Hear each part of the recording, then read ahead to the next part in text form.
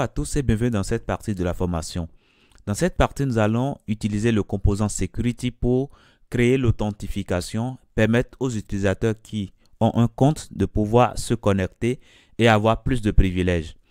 Alors, nous allons commencer tout de suite en venant au niveau de notre code. Et puis, pour mettre des choses à faire, ce sera déjà de mettre le formulaire parce que nous avons déjà créé une page login ici. Donc, nous allons tout simplement ajouter le formulaire directement. Donc, on va l'ajouter ici. Donc, ce sera un formulaire très simple, très basique en HTML. Donc, c'est quelque chose que vous avez fait. C'est pourquoi je n'ai pas mis le temps pour le faire pas à pas. Donc, voilà. Donc, c'est un formulaire très simple. Et ici, on précise ici qu'on veut quelque chose de type email, l'input de type email.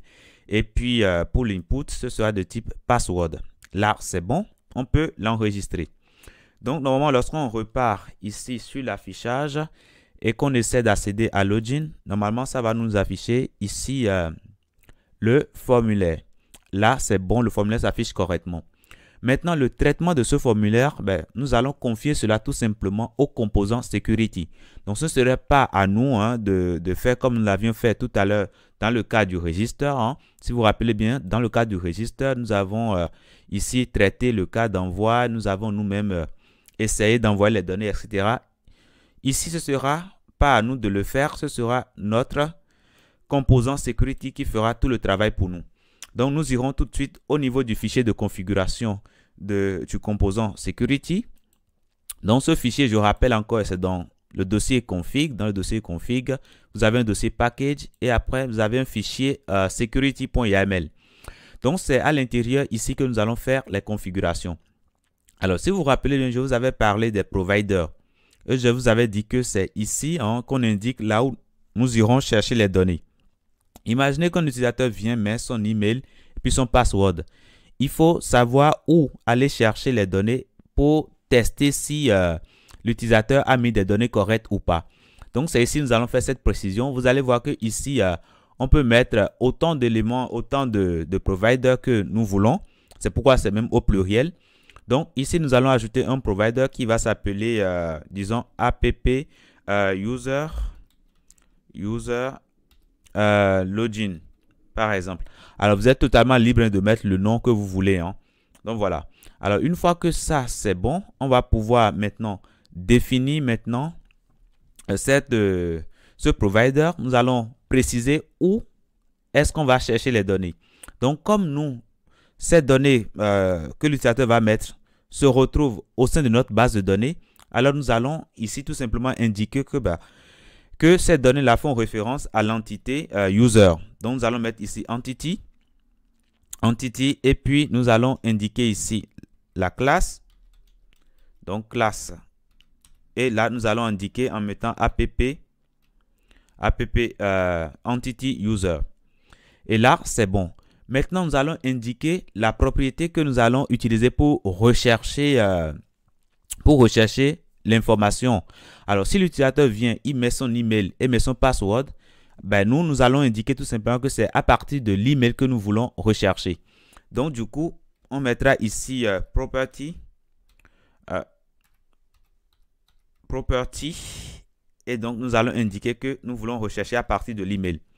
Comme ça, le composant sécurité, lorsque l'utilisateur va taper ces données, le composant sécurité va simplement aller chercher l'élément qui a l'email saisi et viendra vérifier est-ce que le mot de passe est correct ou pas. Donc là, c'est bon au niveau du provider. Maintenant, nous allons continuer maintenant au niveau de notre main ici. Alors, au niveau du main, nous allons indiquer le provider que nous voulons utiliser. Alors ici, ce ne sera plus in memory parce que c'est ce qui est mis par défaut. Nous allons changer et mettre notre provider que nous avons défini, qui est plutôt app user login. Et là, c'est bon. Maintenant, nous allons indiquer à notre composant sécurité la route qui fait référence à notre formulaire de connexion. Donc, nous allons mettre alors ici form login. Et puis, nous allons maintenant indiquer quoi? Nous allons commencer par indiquer la route sur laquelle nous avons notre formulaire d'inscription. Donc, nous allons mettre login path. Et notre login path, si vous vous rappelez bien, on peut aller dans le composant security ici. Nous avons créé ici une route pour faire le login. Donc, du coup, c'est plutôt security login.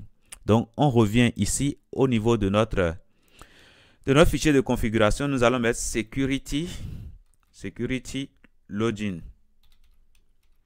Voilà. Maintenant, nous allons indiquer également le chemin qui va traiter le formulaire. Alors, pour l'instant, nous allons confier également le traitement du formulaire, les données recueillies du formulaire. Nous allons confier le traitement à cette même méthode ici. Donc, nous allons encore mettre ici déjà check path. Voilà, check path. Et nous allons indiquer le chemin. Donc, ce sera encore security ici login. Et là, c'est bon. Maintenant, alors ici, c'est plutôt check avec K. Voilà, check comme ça. Voilà, on enregistre.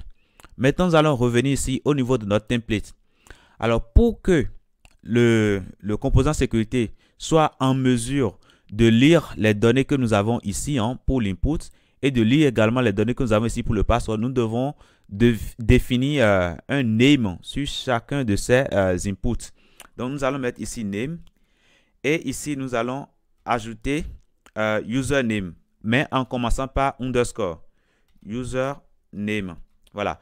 Bien que ici, on veut récupérer l'email, il faut absolument mettre ici username, sinon le composant sécurité ne sera pas en mesure de détecter la valeur. Ici, nous allons ajouter également un name et ce sera password. Password. Comme ça, voilà. Maintenant, nous allons indiquer que nous voulons envoyer le formulaire en mode post.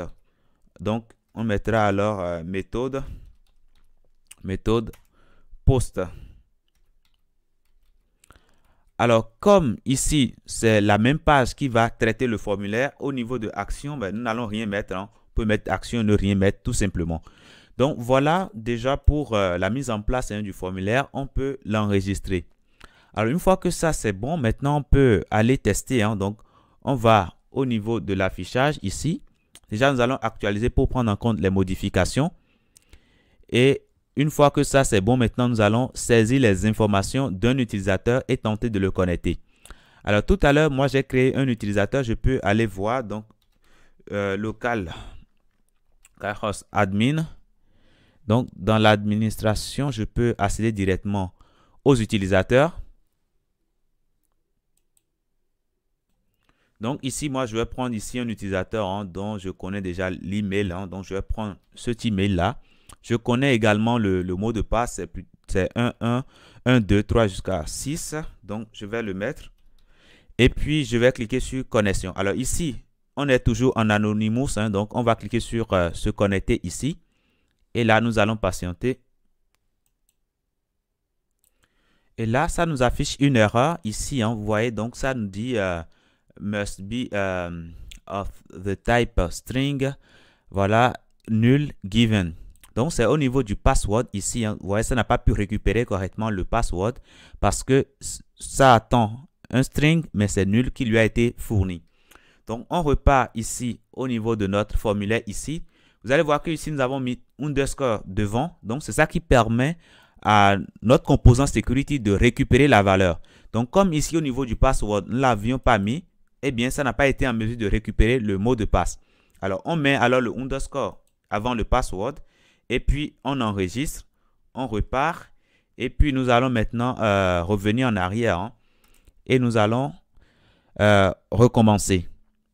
Donc, on remet ici l'email, le mot de passe, on met un mot de passe correct et puis se connecter.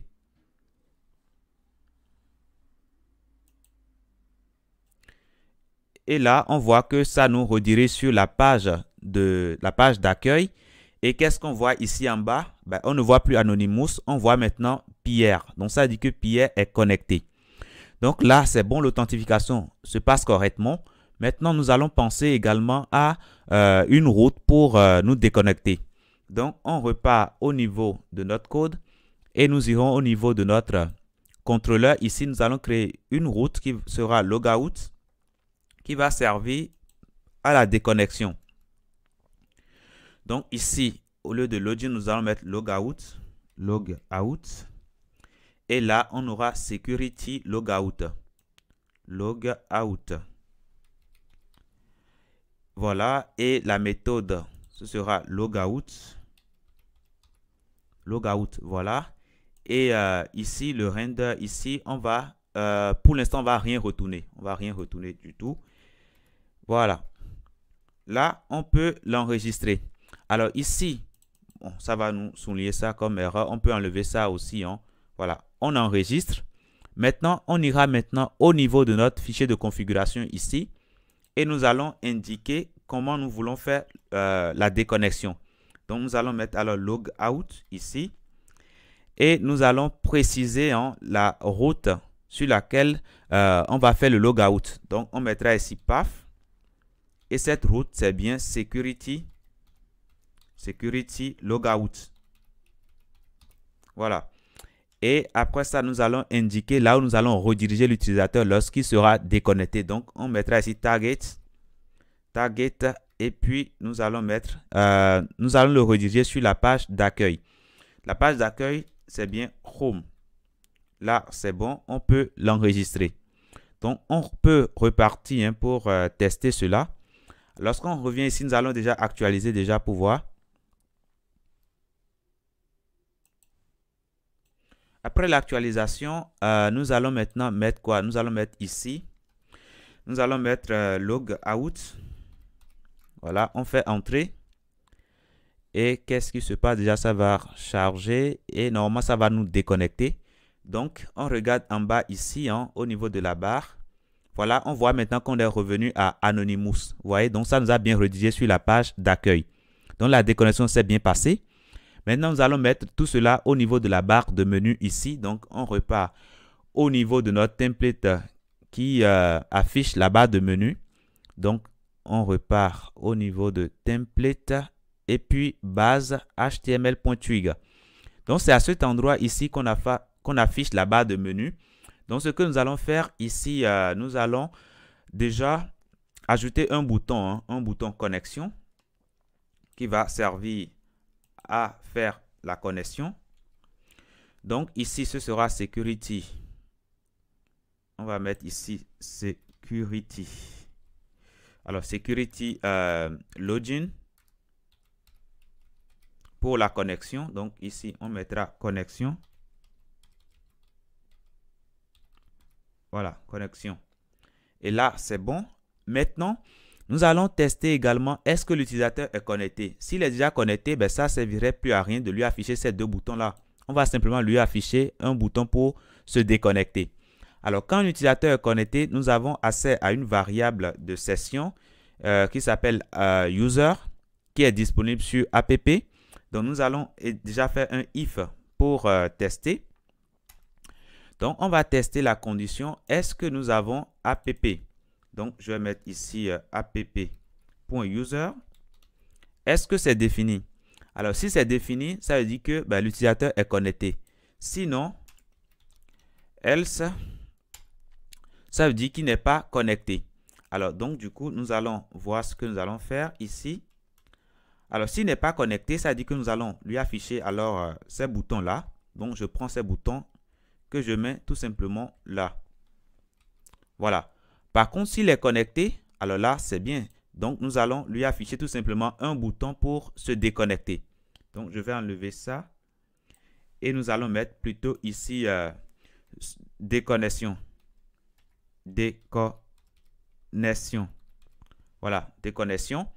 Et du coup, ici, la route pour se déconnecter, c'est plutôt security logout. Logout.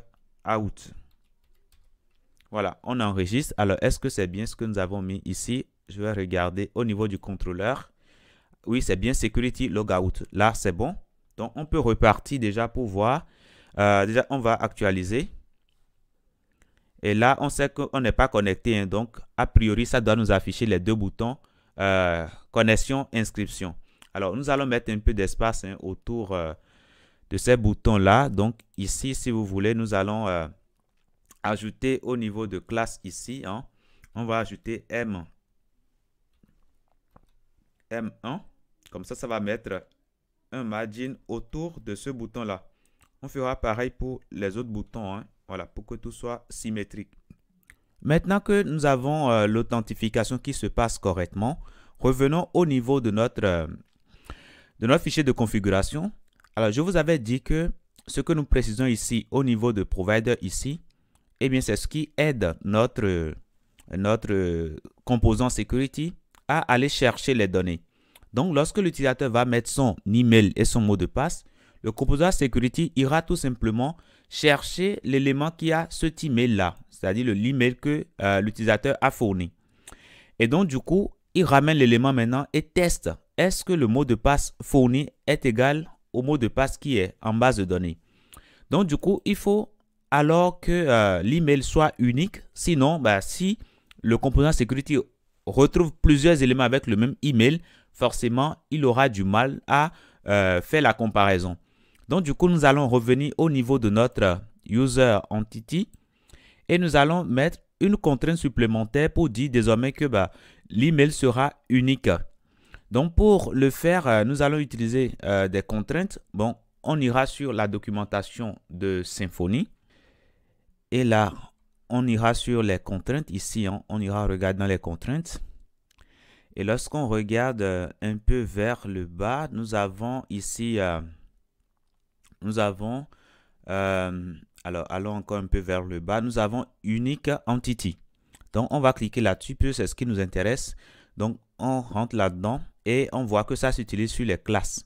Voilà. Donc, c'est grâce à cette contrainte-là que nous allons pouvoir indiquer que l'email sera unique. Donc, pour l'utiliser, il faut déjà faire le use. Donc, on va prendre ça. Et puis, nous irons au niveau de notre entity et nous allons le mettre. Unique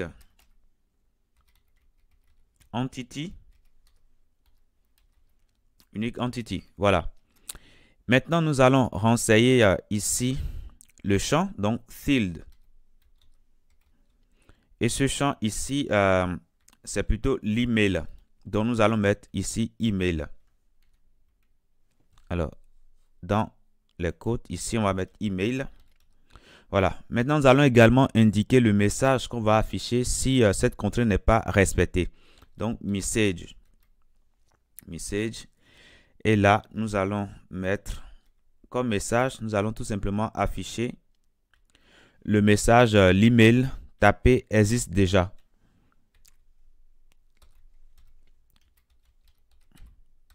L'email tapé n'est plus disponible. Ou plutôt existe déjà.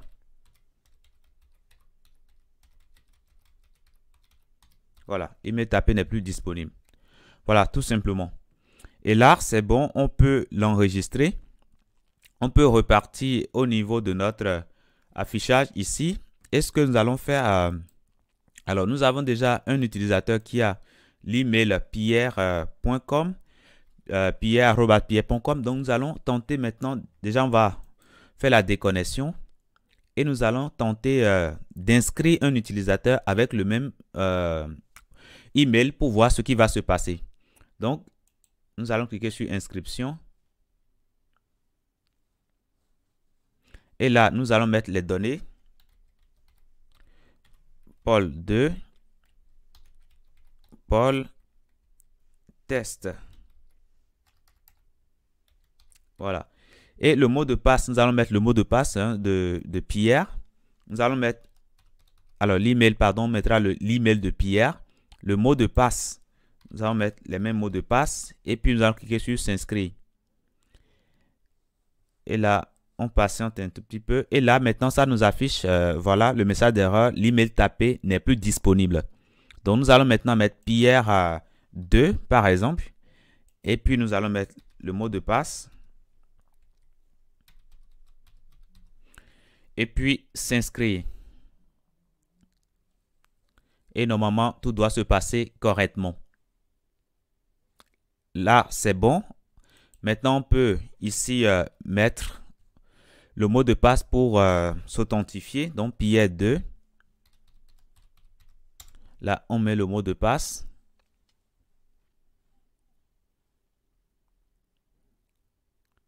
Et là, c'est bon, on est connecté. Ça nous ramène bien sûr la page d'accueil. Donc voilà ce que je tenais à vous dire dans cette partie. Je vous dis merci et à très bientôt dans la prochaine.